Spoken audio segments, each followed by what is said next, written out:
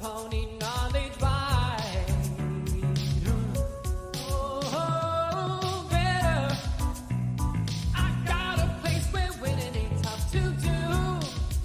You wanna be cool? StableDuel.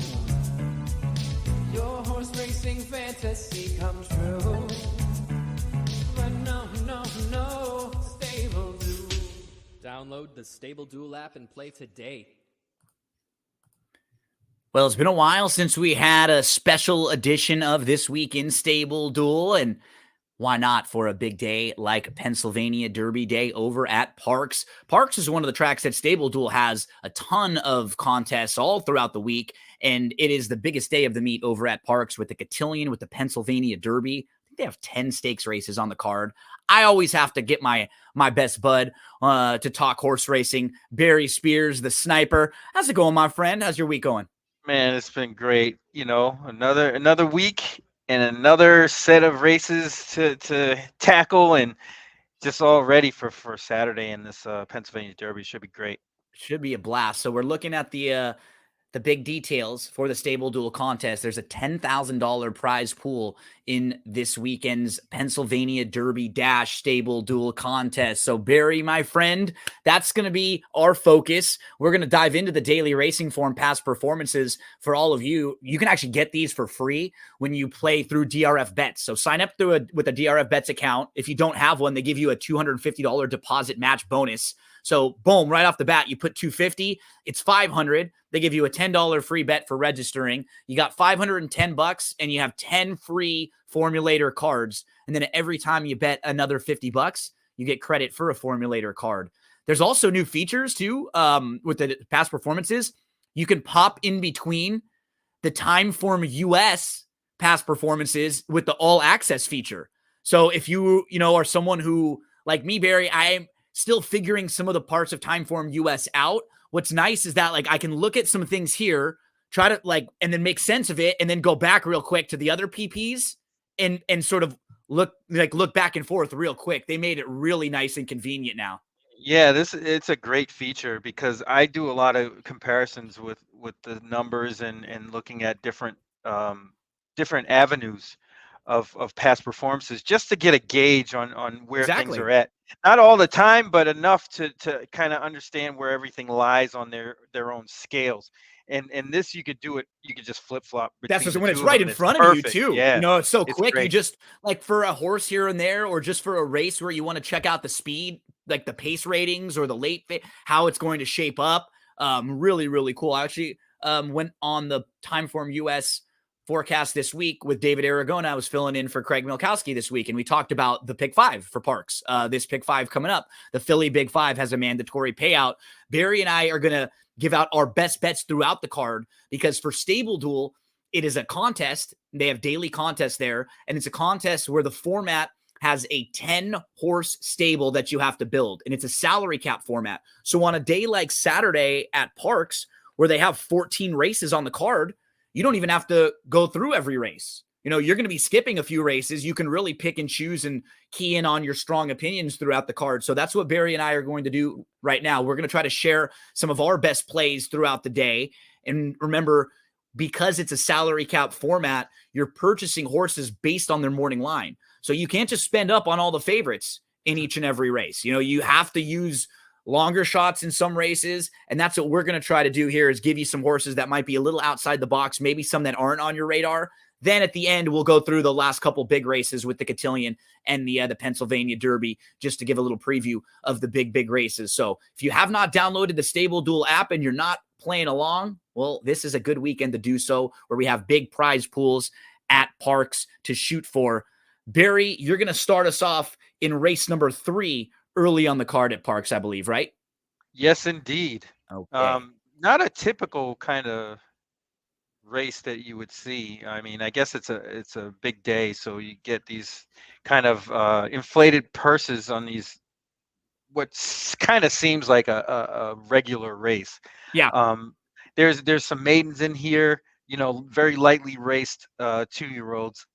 So these races are typically kind of ones you can get some chaos in, and I think this is definitely one you can.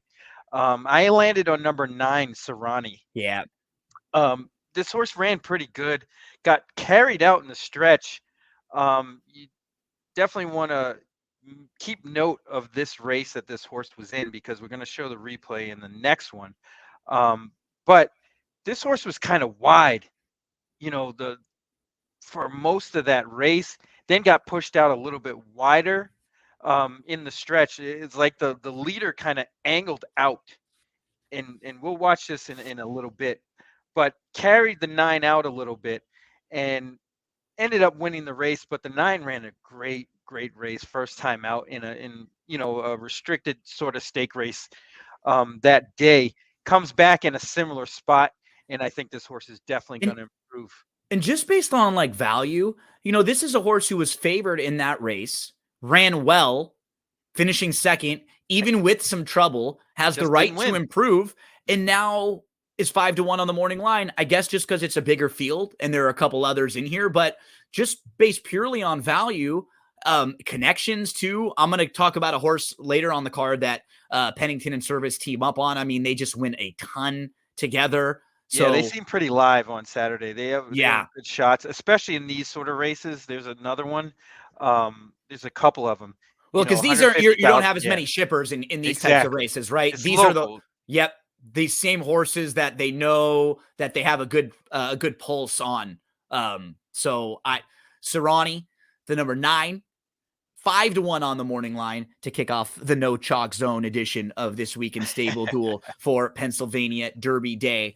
Barry's going to go to the 5th race, then I'll bounce over to the 6th race. And like I mentioned before, most of these races on the card are all stakes races. You're going to have 5 graded stakes races, 2 grade 1s, and then a couple other stakes that are basically graded stakes races because they have big purses. They're just not quite graded yet. So Barry, you mentioned in the 3rd race that they sort of tied together with another horse that's in this race. Yeah, absolutely. The 12 in race 5. Now, this is a maiden special weight. Similar conditions. This is $100,000 purse, but it's a maiden race, not actually a stake race. But you're going to see it's pretty similar. There's not much form to go on.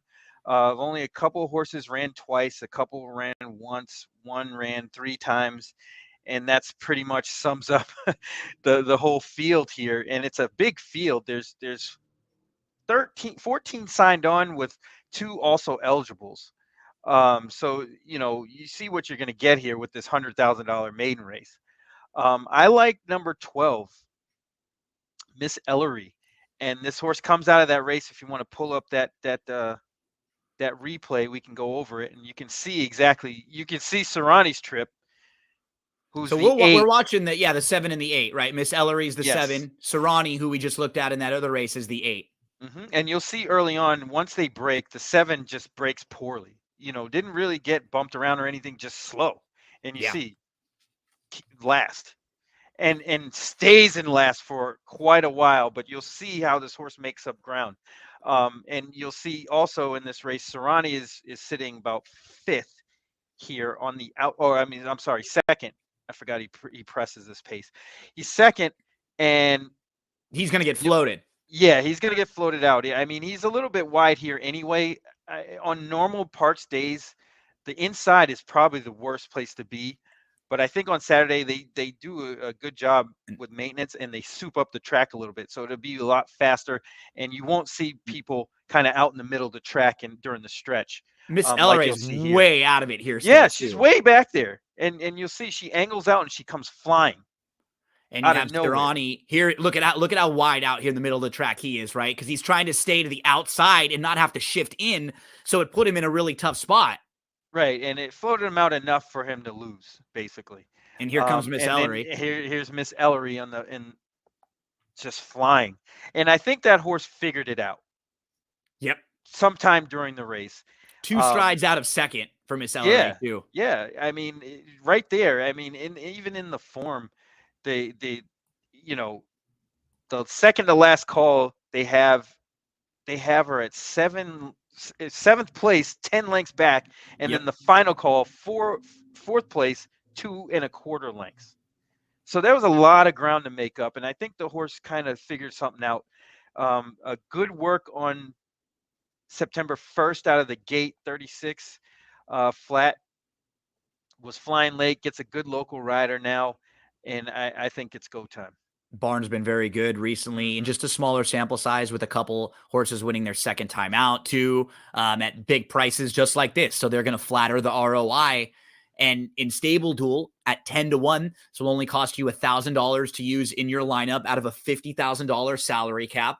So Barry gave you two horses. The 5 would cost you $6,000, and this one would cost you $1,000. So you'd only be at $7,000 using two different horses right there, and you've got plenty of money left. And that's what's nice about shows like this, or when people give you, maybe I'll do some write-ups or different StableDuel plays. You can use one or two. You can play a couple different lineups. They'll just help you in some of the races where you need help, or maybe in spots where you need a spot or two.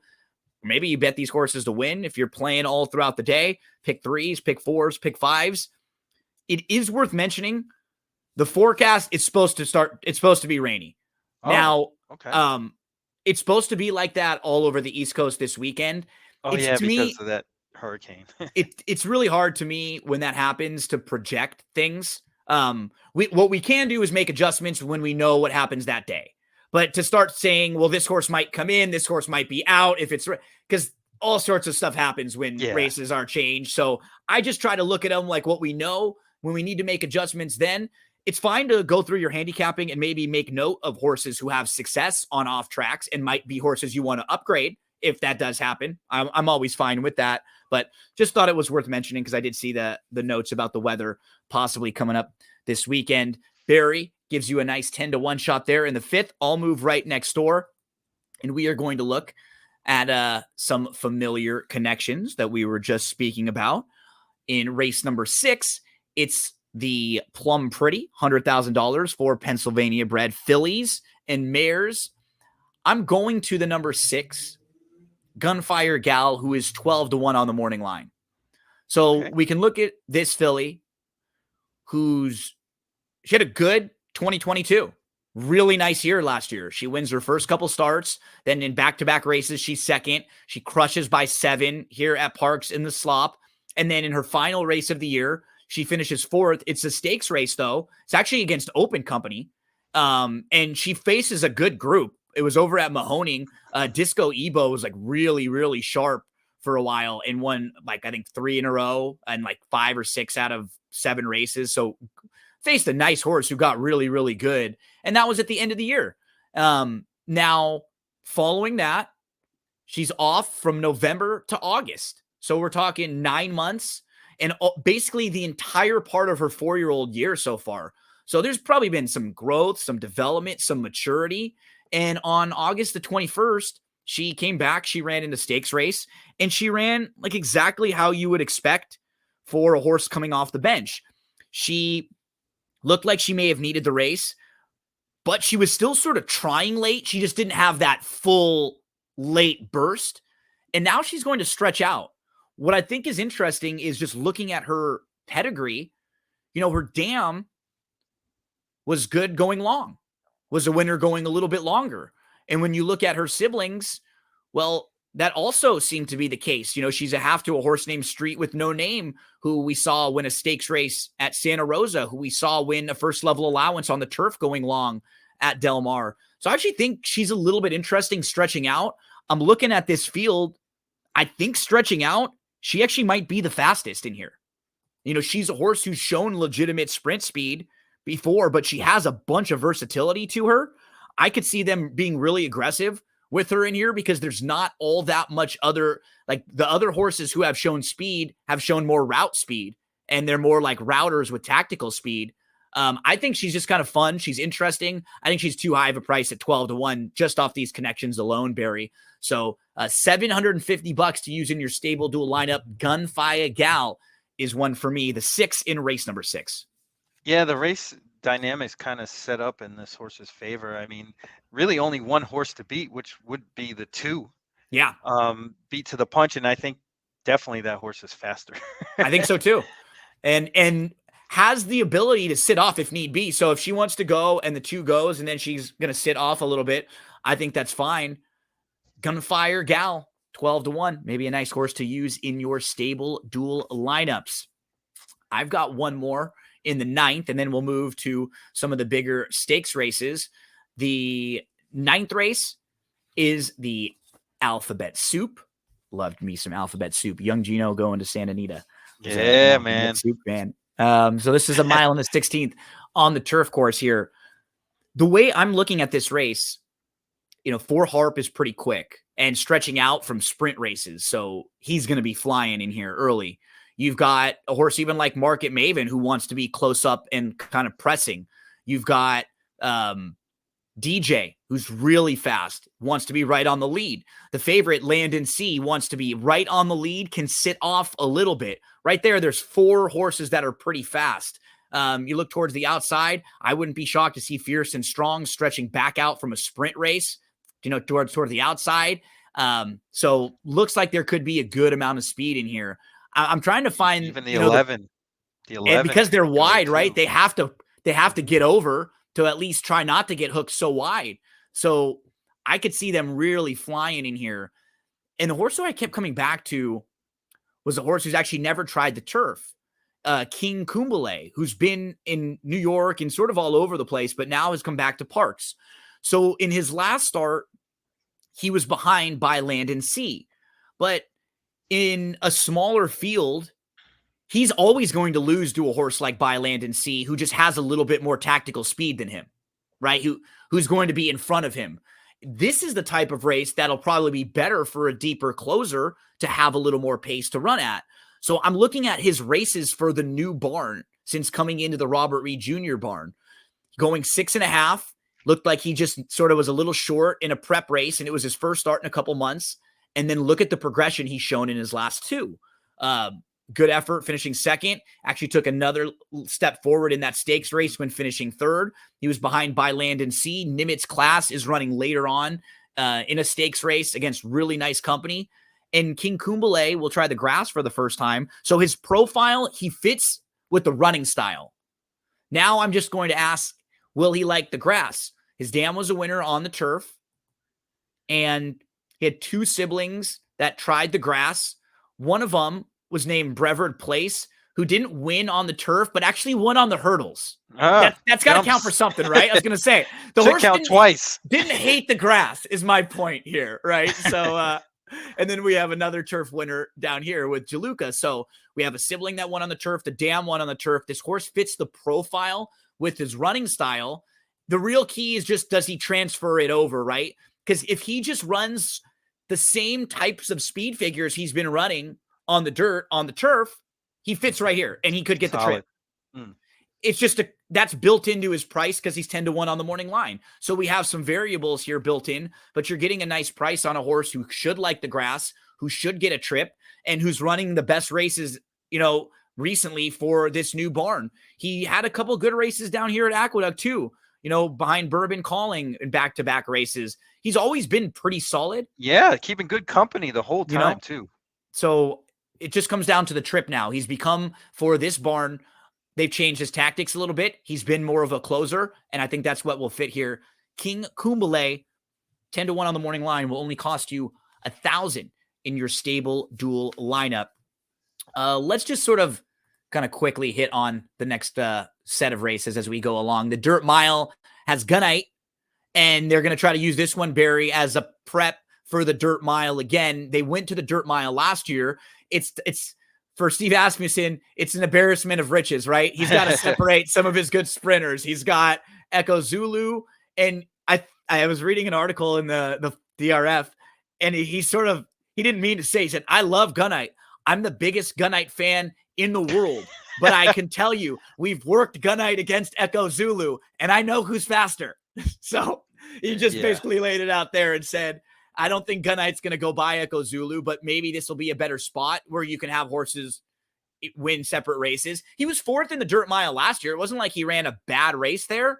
I just sort of wonder with him, he's not really been like a go to the lead type horse, right? He just did it last time because it worked in that race into it, against Elite Power. He's mainly been a horse who likes to sit off and have a target and sit just off the pace. but I think going a mile, it's probably better for him to try to get to the lead. Because I don't I would know, think right? so too. I Yeah. don't know if he can sit, because last year he did it exactly in the dirt mile. He sat off, he sort of loomed up to the lead, but those horses who are more milers or like mile and an eighth horses who have a little more foundation, once they start building up, they go by him. I don't know if he wants to sit and go by. I think he's better off just trying to stretch him out. Um, Well, I mean, as it stands in this race, it this looks race, like he's it. he's the best, right? I don't Yeah, think he's the best, and I think what's going to happen is I think they're going to sit off of the 3 Mish. Mish. Because Mission Because Nimitz class is the key. Because I wonder with Paco aboard, and the last 2 races for Nimitz class, he was a little farther back. yeah. I could see him trying to get aggressive too and just be right back there on the But lead his where route races, his like most of his races going this same distance aren't as fast as no, Gunite's, like no, they're not top to going, bottom. definitely not. And Gunite comes out of quicker races for sure. For me, it's more of like, I wonder with intent.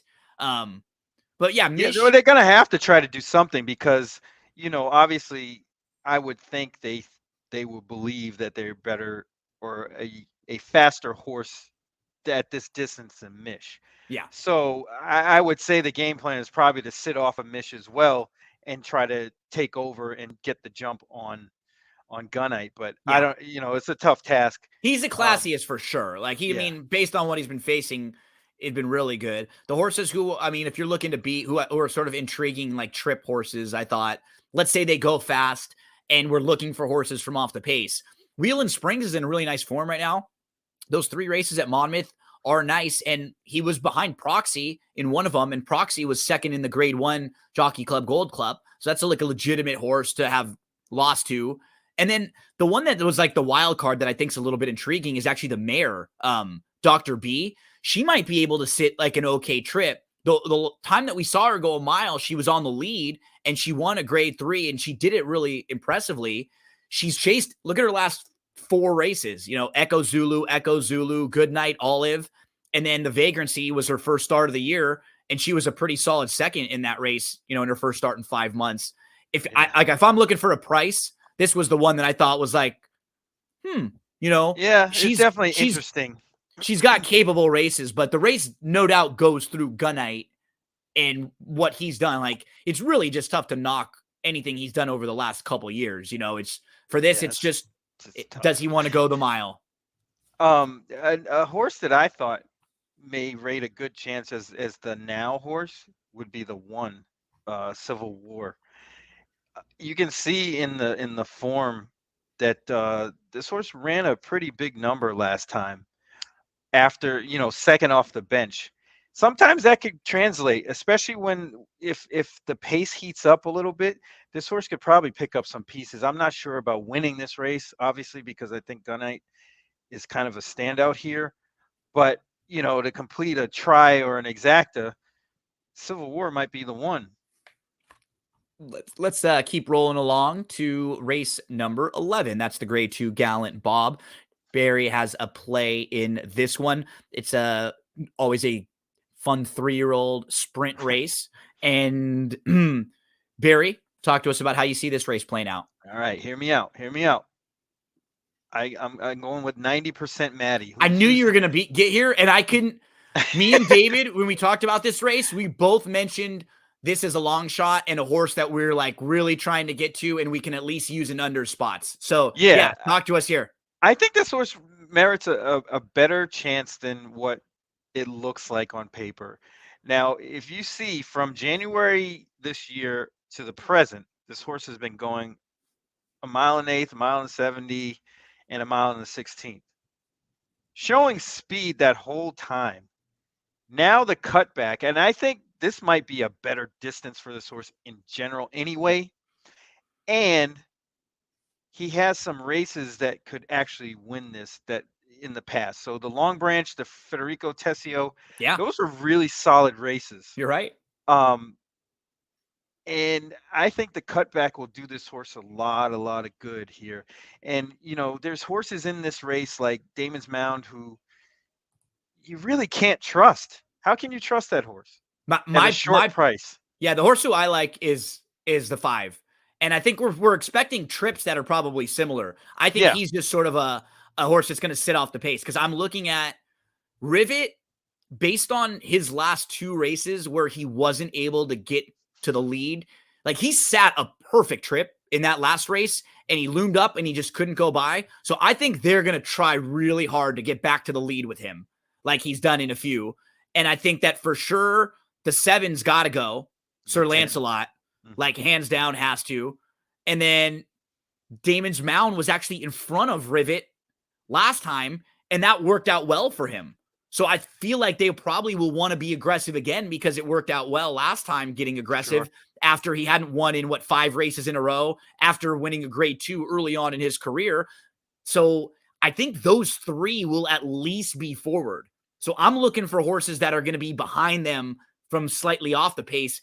And I think the 2 that we mentioned are both going to be sitting that exact trip, like probably in that next tier of horses. Yeah.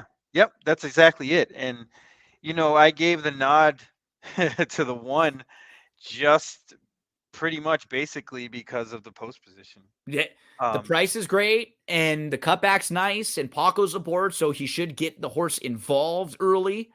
Yeah, I mean, there's a nice workout on the 16th in preparation for this. I think this horse is gonna sit a really good trip and have something to say about it. I mean, even in the last race, Irmio Colo is kind of a hot horse. Has been he's running in the great Pennsylvania form. Derby. Exactly, he's been in great form. Wasn't embarrassed that day. Just probably out of his scope. I really don't think this horse is really a miler. This 7 furlong trip is 6-7 is probably in that horse's wheelhouse, and I think we'll give a good account of himself on Saturday.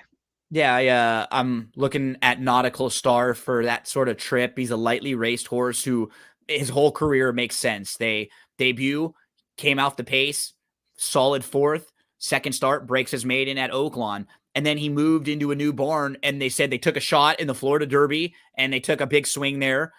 It's funny. Look at how strong the Florida Derby has come back. Oh, so yeah.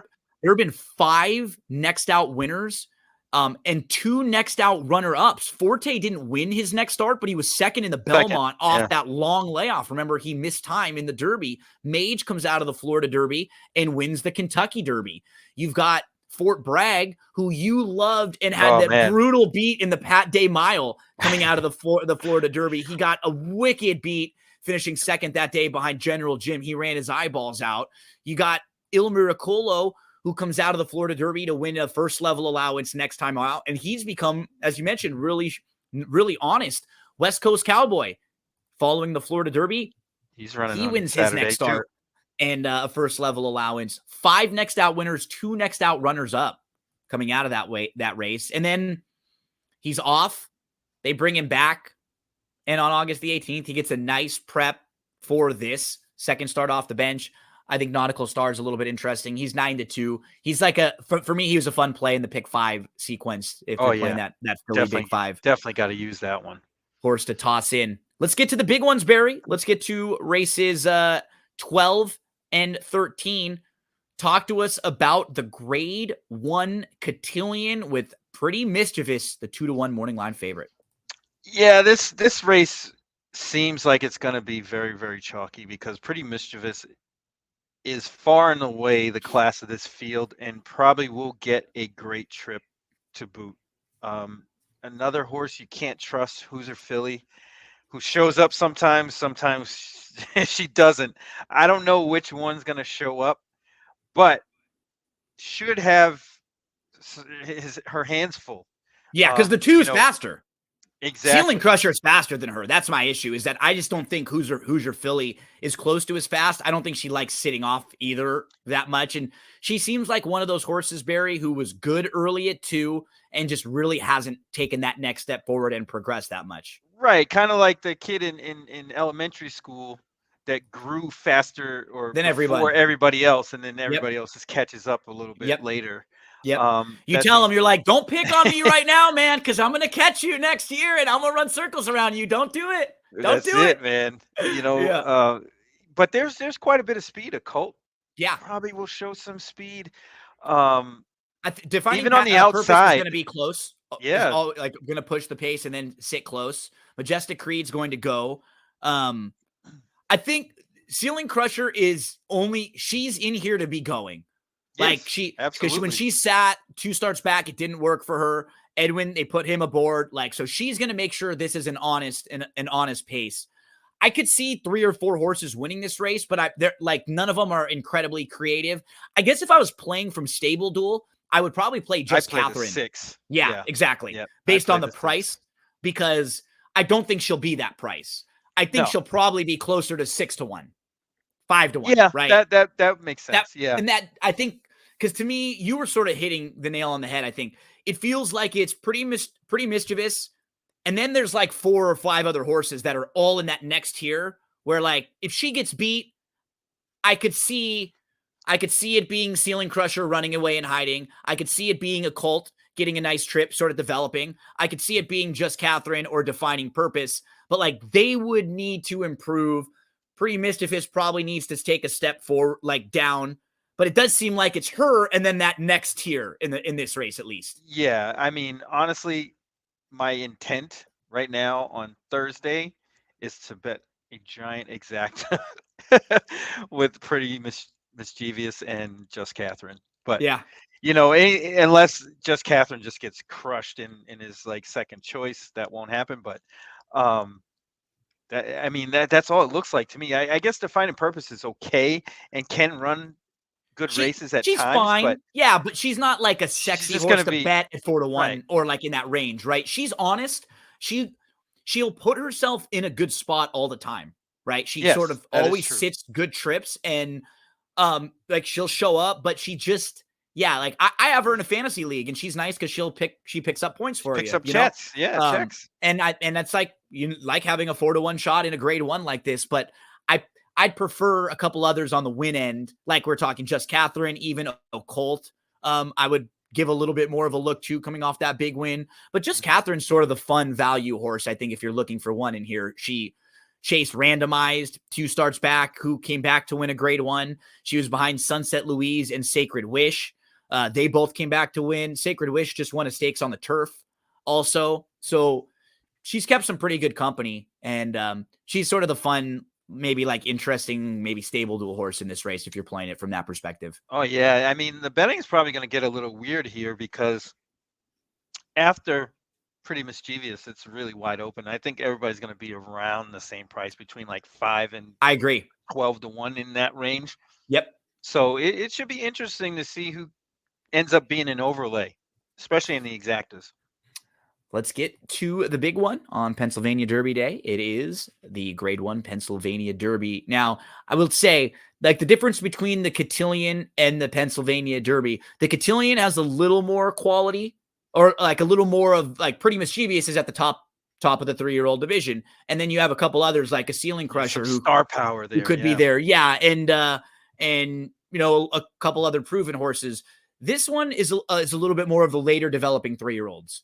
We don't have as many of the horses that have that resume, right? Forte's not in here. We don't have Archangelo. We don't have Mage. We don't have any of the big classic winners, but we do have a couple talented horses. We've been talking about Il Miracolo, who won the local prep, the Smarty Jones, Reincarnate. I think the line will be flipped in here, but I don't know. Maybe Baffert's will take money, but I figured Saudi Crown, just off of the speed figures that were much better, was going to take more money than Reincarnate. But Reincarnate and Saudi Crown are the two that are your morning line favorites in here.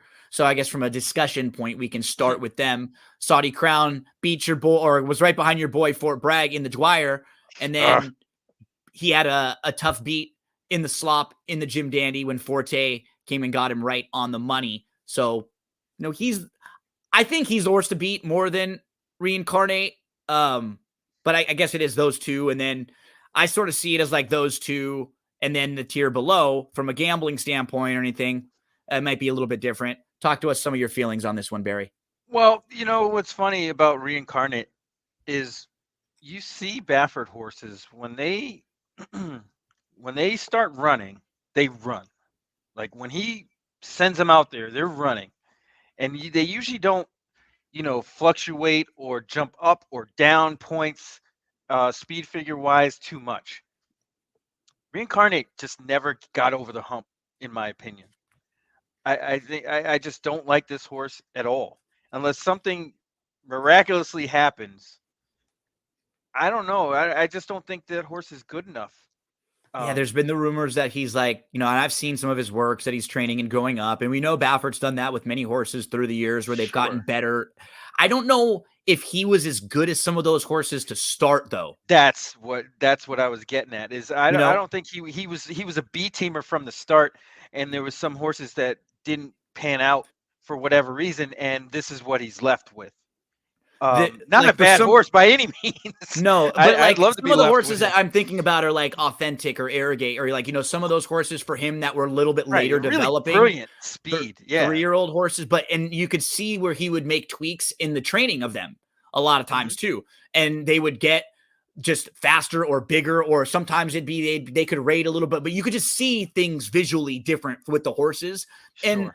And that may be the case with him. And if it is, and I'm wrong, I'm okay with being Yeah, wrong because at you like know he's going 5 to to be 2. short. He's going to be short Like price. Yeah. so if that happens, I'm okay with it. The It horse just that seems like there's intrigues, a lot of speed here. yeah, and I A think lot of speed. because of that, because of the variable of of the Reincarnate, and he's drawn outside too, so I think he's got to go at least from out Yeah, there. I he's don't think definitely Baffert's going. not He's going to want going. to have this horse to be He's sitting way going. off the pace. I'm getting back to Scotland, because I think he's got some versatility to him. That's the key. They just seem like they wanted the lead in the Travers, and it didn't work out for them there. And in the Curlin race, that was a field of 5. He was a horse who just got aggressively handled, but he's shown in his first 3 races, he came from off the pace in all of them. And I just don't think he's as fast as the other horses. Like he's not as fast as Saudi Crown, and he's not as fast as Reincarnate early, I don't think. I think they're going to be sent. I'd love to see him sitting. And that would be for me the kind of intriguing horse in here that might sit a trip. Do you like anyone or have any sort of opinion in here? Absolutely. Always. I was under, I'm starting to be a conspiracy theorist when it comes to horse racing.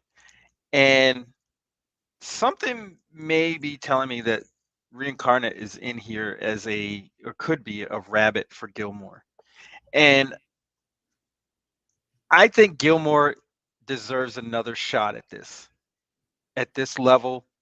I think the horse was kind of not where he should have been in the middle of his career here. So like the Bayshore, Pat Day Mile, Woody Stevens. I think this horse likes to go longer than that. And I think this is a good spot. Because there's he's plenty not of speed. really. It's funny because his speed figures like he can be in some fast races, but he's not a fast horse early, Correct. right? So I think those sprint races, it asks a lot They're of him better to keep than up. they look. Yeah, and for I think him. he has to work a little hard early. I think in those races, just keeping up, and I think it does take a little too much out of him there. And gold jacket, green jacket. Who is it? Yeah, we were doing all the Happy Gilmore puns with this one last year, I think, in one of those. Yeah, it was. Yeah. He was supposed to but- run a Golden Gate when he ran second. That's what it was. Yeah. Yes. And the Yep, Camino, and El Camino Real. Yep. But this horse has been running well in spots that I don't think really suited this horse. And I think this situation, if Reincarnate, which will probably happen, this pace is going to heat up. And I think Gilmore might be a beneficiary. Another horse, Daydreaming Boy, could do it. Although out of a lesser barn, I wouldn't necessarily think Daydreaming Boy could win this race. But I think he could give a good account of himself based on the scenario in play.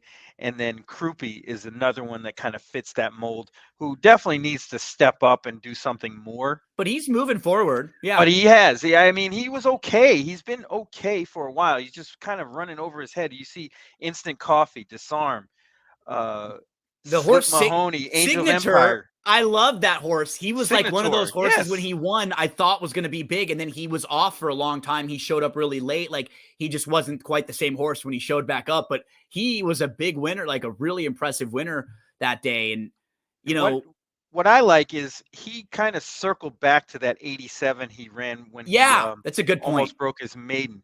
Yep. And that, to me, signs that he's on the improve, and he's Moving probably back. got another move up. And hey, look, a positive as we're talking about it, if it is on a sloppy track on Saturday, That'll definitely help right? him out. He just came off of a good effort in that sloppy track, and where he showed you he could sit pretty close and finish nicely going a mile and an eighth. So that would be an extra positive for him, and a horse you'd maybe want to upgrade there on Karupi.